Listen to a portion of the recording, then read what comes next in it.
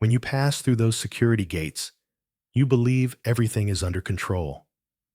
But behind the scenes are unseen eyes, silent heroes, and critical decisions measured in minutes. Today, we step deep into that hidden world. If you enjoy this journey, don't forget to like the video and subscribe for more. It was early morning at JFK International. Sunlight filtered through the towering glass walls of the terminal, casting pale streaks of gold across the polished floor. The air was filled with the low hum of announcements in multiple languages and the rhythmic clatter of rolling suitcases. Michael tightened his grip on his passport as he slowly made his way toward the security checkpoint. The line ahead of him seemed endless. People shuffled forward in measured steps, some scrolling on their phones, others holding on to their luggage as if it were an anchor in the sea of travelers. Just beyond that gate, past the metal detectors and X-ray belts, lay a world few passengers ever truly understood. Most of us think of airport security as nothing more than scanners, conveyor belts, and uniformed officers. But that's just the surface. Behind the scenes exists a hidden network, hundreds of cameras watching from every angle, advanced software analyzing patterns in real time, and data streams constantly flowing to security teams who never appear in the public eye.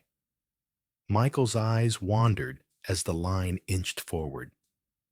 To his left, an officer was carefully unpacking a passenger suitcase on a secondary inspection table.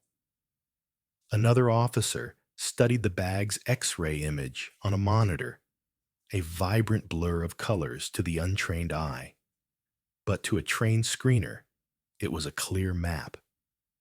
Different materials revealed themselves in unique colors: metals in blue, organic matter in orange, liquids in green. Any irregularity could raise a silent alarm. A man a few spots ahead had his carry-on pulled aside. Inside was a small gadget, nothing more than a compact electronic brush. But protocol demanded that it be sent to the secondary screening desk, a place most travelers never notice. Here, suspicious items undergo detailed examination, sometimes including chemical trace tests to detect explosives or hazardous substances. Michael moved closer to the front of the line, the metal detector now just a few feet away. He felt his heart rate pick up, not because he had anything to hide, but because that soft beep from the scanner was a universal moment of tension. Little did he know, the real story of airport security was only about to begin. Michelin adjusted the strap of his ID badge as he stepped away from the break room. The hum of the airport was different once you passed through the layers of security. The public heard the rolling suitcases, the chatter, and the flight announcements. But back here, behind reinforced doors and keycard scanners, the air was taut with a kind of invisible pressure. It was the world most travelers never saw.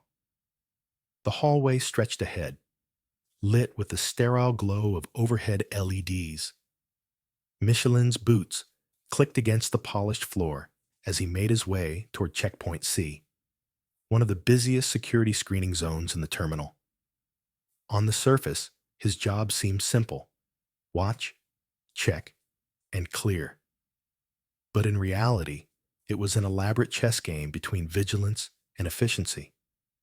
He paused at a corner and swiped his badge again.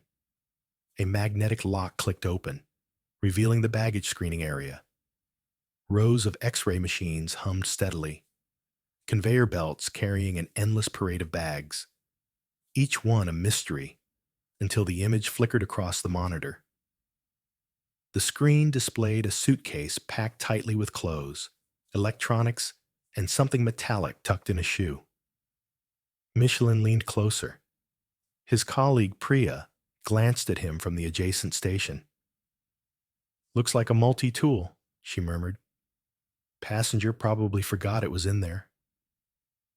Michelin nodded, but made a note in his log. It was his habit to keep small details recorded, not just for reports, but because patterns could hide in those details. The strangest incidents often began as something seemingly harmless. The morning moved quickly. Travelers streamed in from red-eye flights, bleary-eyed but impatient, fumbling through pockets for boarding passes. Michelin worked the body scanner, eyes flicking between passengers and the faint silhouettes forming on the screen. Most days, it was belts, coins, and harmless knickknacks that triggered the alarms. But Michelin had been here long enough to know that once in a while, you'd see something you couldn't immediately explain. And then it happened. A tall man approached the scanner, his expression calm, but his hands buried deep in his coat pockets. Michelin noticed the stiffness in his posture, the way he avoided eye contact and kept glancing at the exit. As the man stepped into the scanner, Michelin's instincts sharpened. Years of training had taught him to read micro-expressions, and this man's body language was a quiet storm. The scanner's display lit up. In the man's inner jacket pocket was a dense, irregular shape, too heavy to be a wallet, too small to be a laptop. Michelin raised a hand. "Sir, please step aside for a moment." The man hesitated, just a fraction too long, before complying. Michelin's partner, Andre, approached with the portable metal detector. As they scanned the coat, a sharp tone rang out. Michelin reached into the pocket and pulled out a wrapped parcel, no larger than a paperback book. The paper was coarse, unmarked, and tightly bound with tape. "What's this?" Michelin asked. "It's a gift. For my brother," the man replied, his voice steady, but his eyes darting. "Can you open it, please?" The man's lips tightened. "I'd rather not. It's personal." Michelin didn't press further. Not here. Not in front of the line of restless passengers watching. He called over the supervisor, who escorted the man to a private screening room. The parcel would go through additional checks, maybe even a K9 sweep. Michelin wouldn't know the full story until later, but something about the man's unease stayed with him. By mid-afternoon, the tension had faded, replaced by the rhythmic routine of security work. Michelin rotated to another post, the employee entrance. This was where airline staff, mechanics, caterers, and cleaners passed through. It was less chaotic than passenger lines, but in some ways, more sensitive. An insider with bad intentions could bypass layers of security. He recognized most of the faces. People who worked in airports formed a kind of invisible community. You learned their names, their habits. That's why one particular man stood out. He wore a ground crew uniform, but Michelin had never seen him before. His ID badge looked authentic, but the lamination had a tiny bubble on one corner, something you almost never saw on freshly issued credentials. Michelin kept his tone casual. "Morning? First day?" The man hesitated. Yeah. Just transferred from Terminal 4. Terminal 4 didn't have a ground crew shift that week. Michelin knew, because he'd checked the schedules during a recent audit. His eyes flicked briefly to the man's duffel bag. "Mind if I take a quick look in your bag?" Michelin asked, already gesturing toward the inspection table. Inside, between a change of clothes and a pair of gloves, was a compact drone. Not unusual in itself, but airport policy forbade drones anywhere near active runways. The man's explanation was vague, something about personal hobby, but his unease was more telling than his words. The incident would go into the daily report, flagged for follow-up by airport security intelligence. By the time his shift ended, Michelin had logged 2 unusual encounters.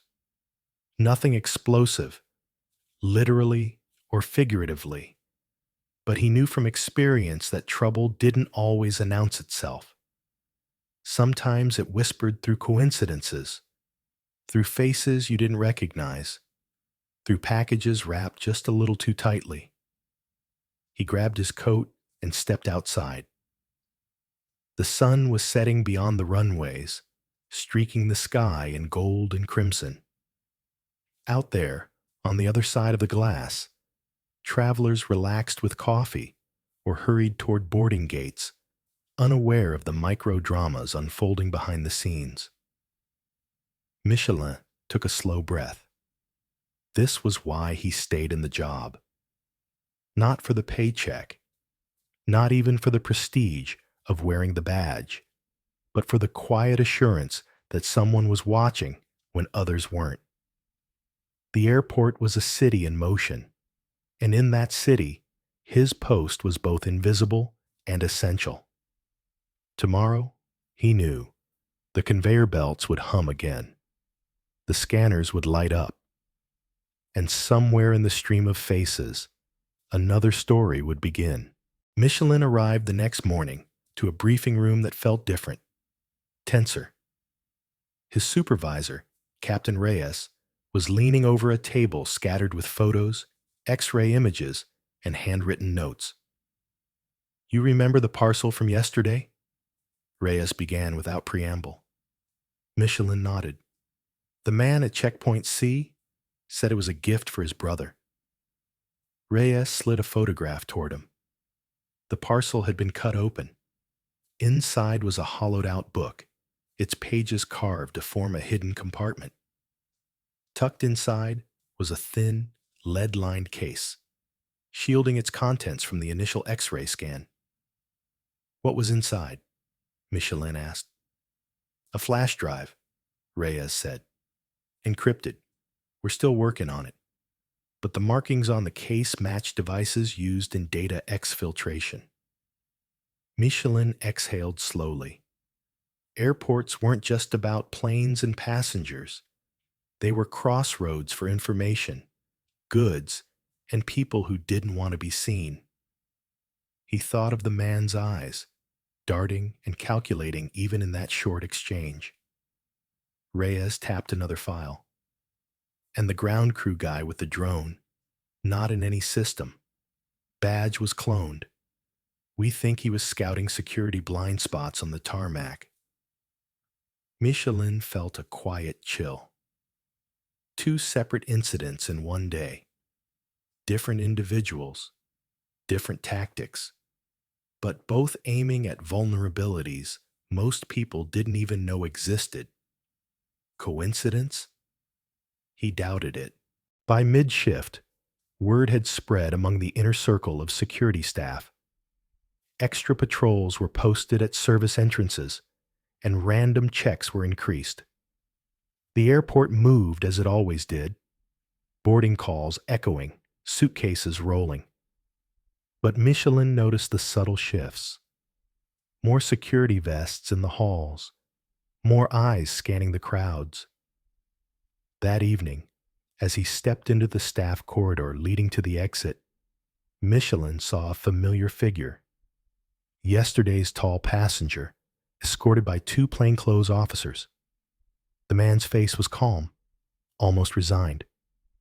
Their eyes met for a split second, and Michelin saw something there. Not anger, not fear, but recognition. As if the man had expected this outcome all along. The officers passed without a word, disappearing behind a secure door. Michelin kept walking, the hum of the terminal fading behind him. Outside, the night air was sharp and cool, the runway lights blinking in the distance like coded signals. In this job, victories were rarely dramatic.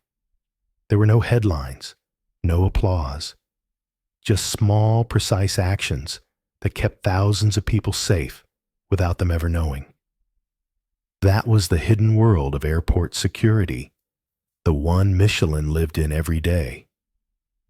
He zipped his jacket, took one last look at the glowing terminal, and headed toward the parking lot. Tomorrow, the game would start again. If you felt as excited listening to this story as I did telling it, don't forget to subscribe and give the video a like.